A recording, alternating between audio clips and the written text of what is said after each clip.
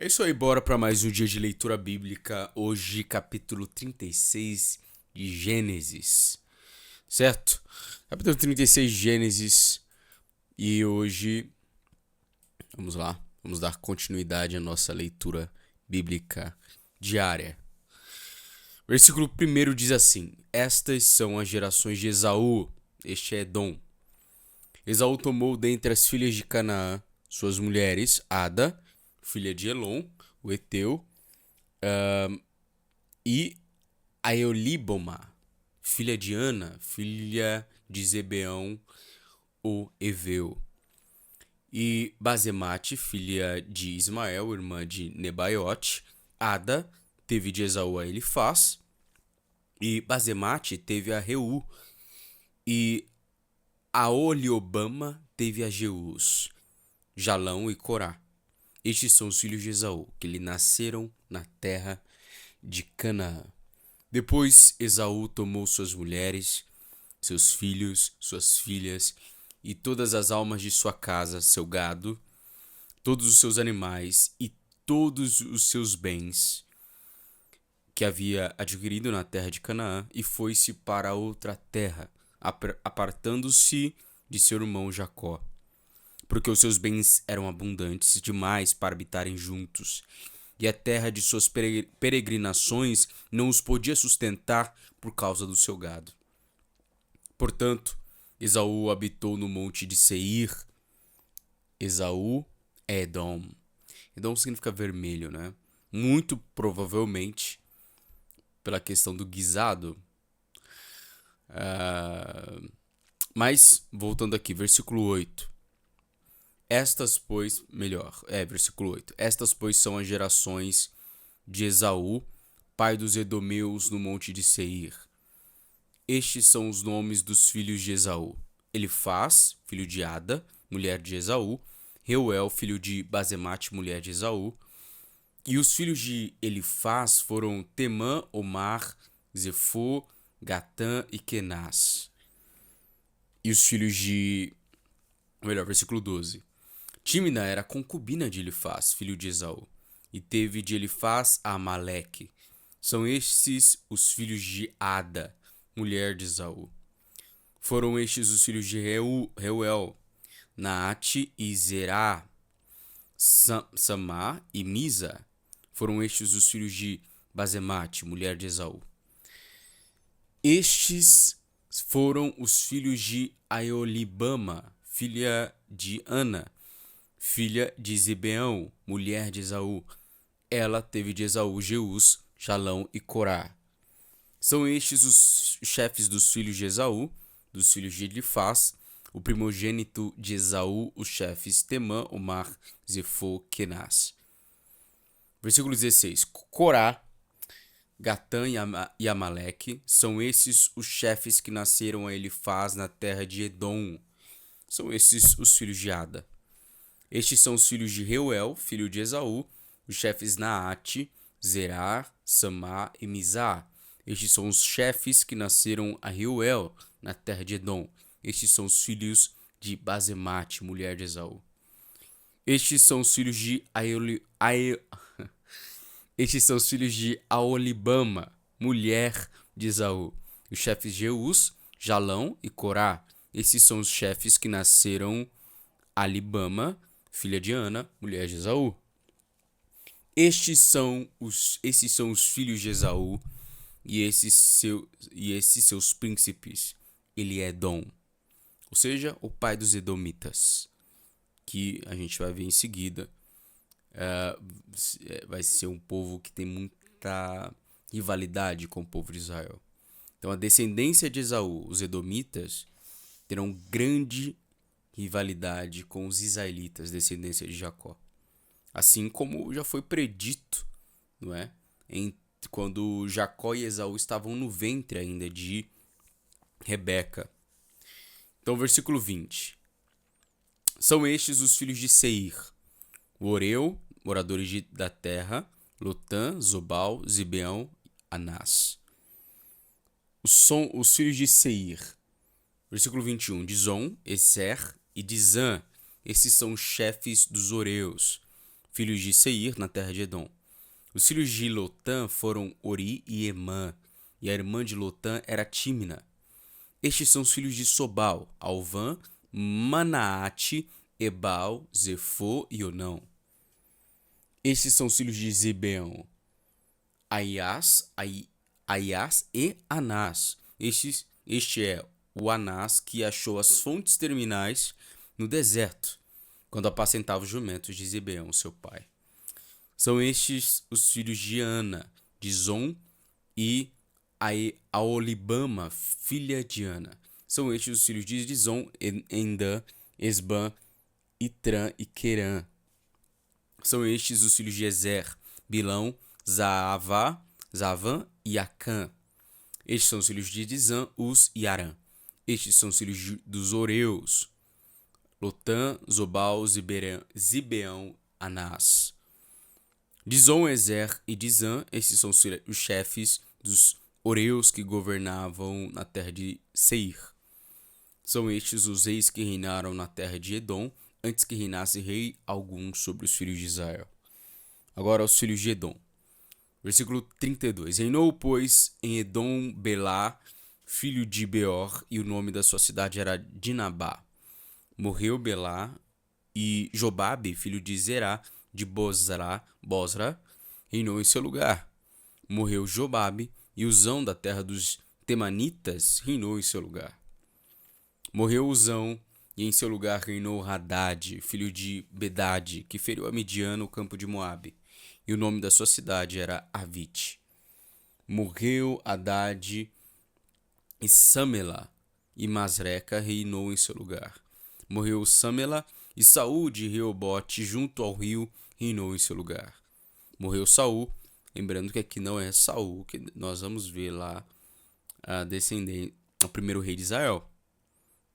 Tá? Aqui nós estamos vendo a descendência dos Edomitas, ou seja, a descendência de Esaú. Versículo 38. Morreu Saul, e Baal-Hanã, filho de Acbor, reinou em seu lugar.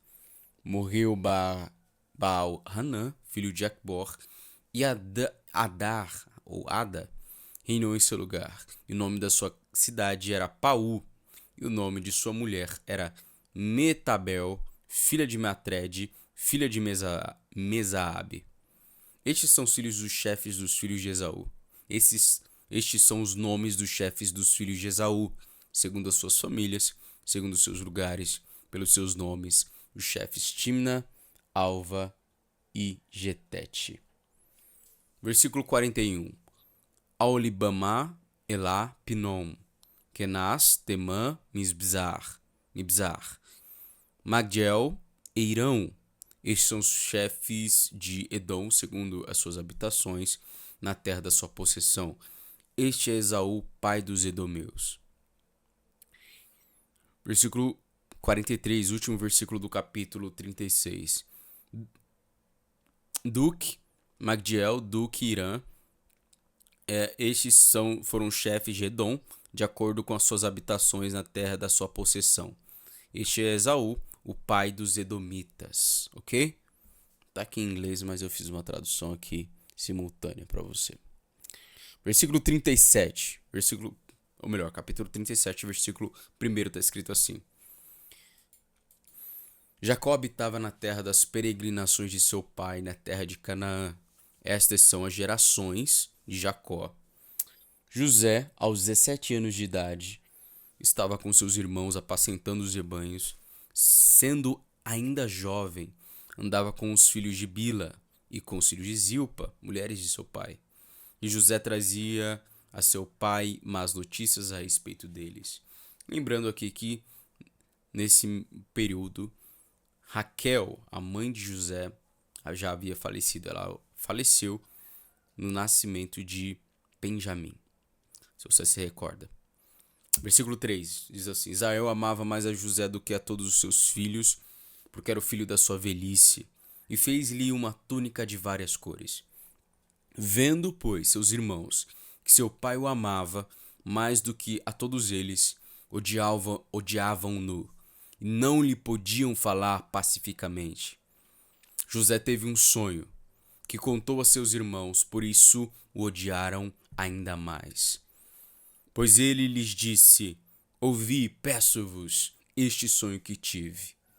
Estávamos nós atando molhos no campo, e eis que o meu molho, levantando-se, ficou em pé, e os vossos molhos o rodeavam e se inclinavam ao meu molho.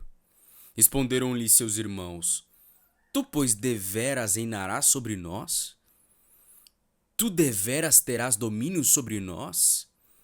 Por isso ainda mais o odiavam, por causa dos seus sonhos e das suas palavras. Versículo 9. Teve José outro sonho, e o contou a seus irmãos, dizendo: tive ainda outro sonho. Eis que o sol e a lua e 11 estrelas se inclinavam perante mim. Quando contou a seu pai e a seus irmãos, repreendeu o seu pai e disse-lhe: que sonho é este que tiveste? Que sonho é este que tiveste? Porventura viremos eu e tua mãe e teus irmãos a inclinar-nos com o rosto em terra diante de ti? Seus irmãos, pois, o invejavam, mas seu pai guardava o caso no seu coração. Lembra esse versículo? Seus irmãos, pois, o invejavam, mas, né? Seu pai guardava o caso no seu coração. Lembra também lá no Novo Testamento, quando nós virmos o nascimento de Jesus, quanto aos acontecimentos, a Bíblia deixa claro ali, os evangelhos, que Maria guardava aquilo no coração dela. José, a gente vai ver aqui nos próximos trechos, ele será chamado Zafenate Paneia, ou Zafenate Paneia, que significa o Salvador do mundo. Isso é uma sombra do Cristo. Então, Jesus ele falou uma vez, né? Vocês cuidam a ver na palavra de Deus, nas escrituras, a vida eterna. Vocês pensam a ver, conter na palavra de Deus, a ver na palavra de Deus a vida eterna, nas escrituras, a vida eterna. Mas são dela, mas é ela que de mim testifica. Então, desde Gênesis até Malaquias, o último livro do Velho Testamento, desde Mateus, o primeiro livro do Novo Testamento, até Apocalipse, o último livro do Novo Testamento, Jesus, ele é o centro. Ele está sempre apontado ali, mas no Velho Testamento ainda de uma forma não tão clara. É uma sombra do que havia de vir, certo? Então a gente viu isso lá em Gênesis com a protoprofecia, ou seja, a primeira profecia, quando o próprio Deus prediz a vinda do Cristo. Ele diz, olha, em relação à semente da mulher, e a sua semente terá, falando com a serpente e com a semente da mulher, né? A tua semente terá inimizade com a sua semente, e tu lhe ferirás o calcanhar, mas ela lhe esmagará a cabeça. Quem foi que esmagou a cabeça da serpente? Jesus. E a serpente feriu o calcanhar do Cristo, não é? Então, o Zafenate Paneia, o Salvador do mundo, que José vai se tornar nessa narrativa, nessa descrição, nesse registro, é o que você vai perceber. Isso é uma sombra do Cristo. Então, sempre que você lê cada detalhe bíblico, cada apontamento, cada profecia, cada trecho, cada contexto que é descrito nas Escrituras, sempre exercite a tua mente a pensar de que forma isso aponta para Jesus. É importante.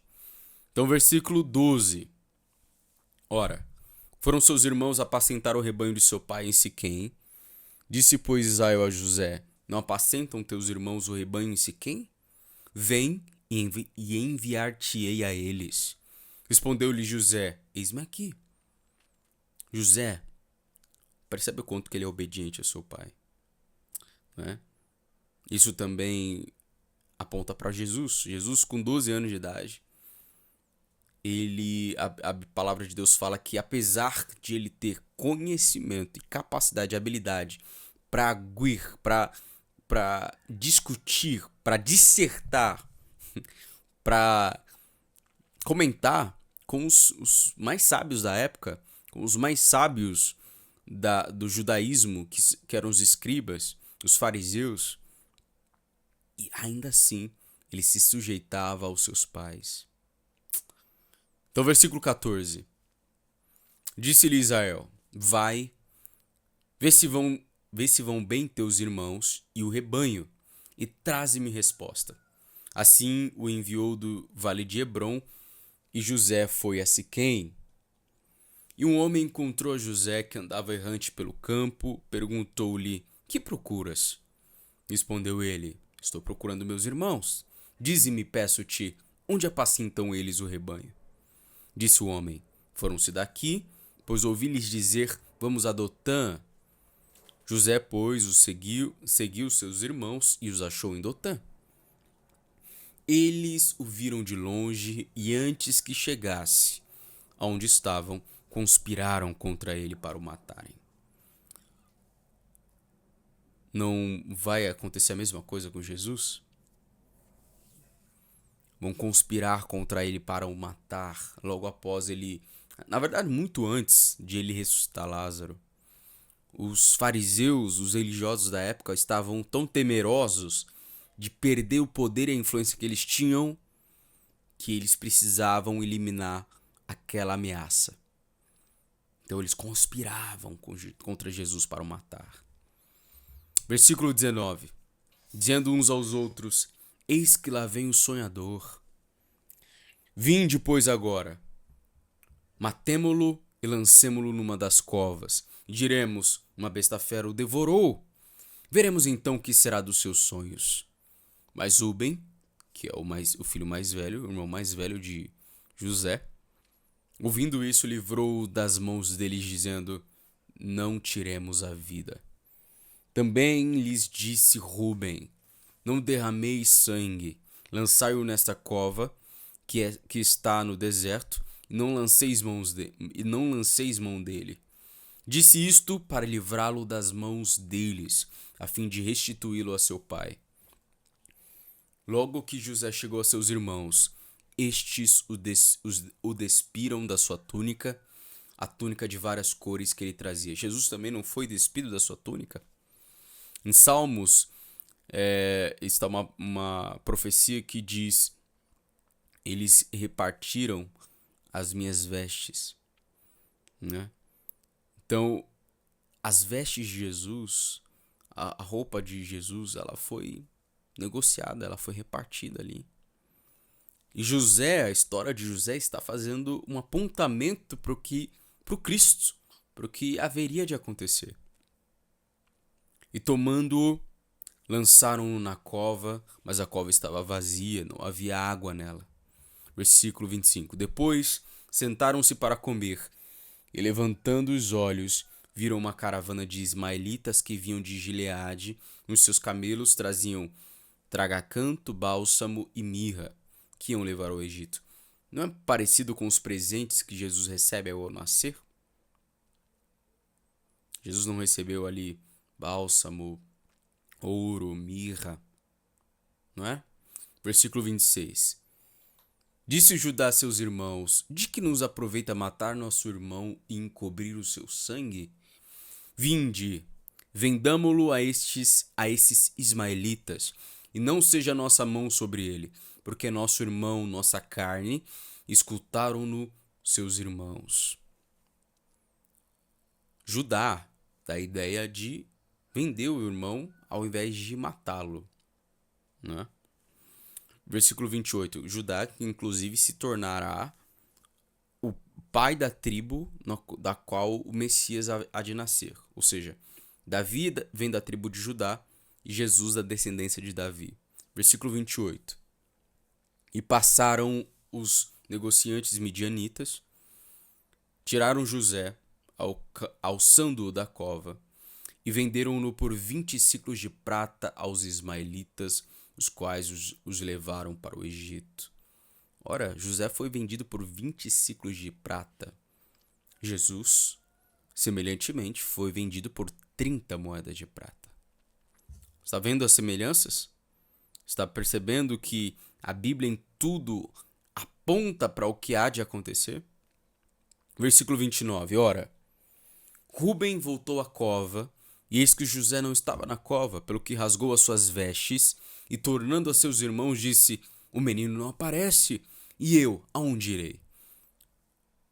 Rúben, o irmão mais velho de José, ficou estarrecido, ele ficou desesperado. O que eu faço agora? Cadê o moço? Tomaram então a túnica de José, mataram um cabrito e tingiram a túnica de sangue. Tá vendo outro apontamento para o Cristo? Tomaram então a túnica de José, mataram um cabrito, mataram um cordeiro. Isso é um sacrifício. E tingiram a túnica no sangue. Ou seja, é um apontamento para o sacrifício de Jesus que, ao invés de nós, é um apontamento para o sacrifício de Jesus, que através do seu sangue, as nossas vestes, as nossas impurezas foram cobertas. Não é? Então já é um apontamento para o sacrifício do Cordeiro de Deus. Versículo 32. Enviaram a túnica de várias cores, mandando levá-la a seu pai e dizer-lhe: Achamos essa túnica, vê se é a túnica de teu filho ou não. Olha o nível de indiferença. Vê aí se é a túnica do seu filho. Ele a reconheceu e exclamou: A túnica de meu filho!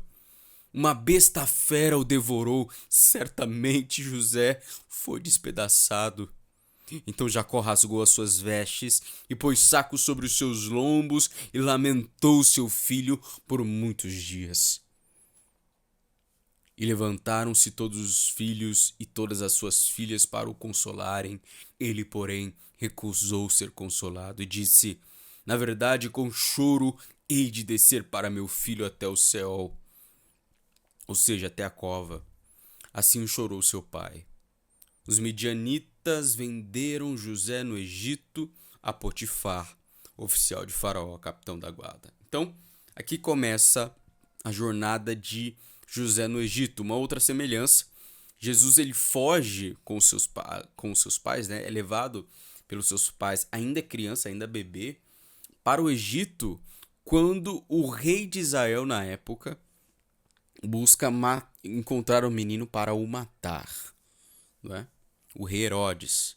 Então a gente vai continuar vendo nos próximos capítulos, não só em Gênesis, mas nos livros posteriores, as semelhanças e como a escritura explicitamente e implicitamente, em vários contextos, aponta para o Cristo.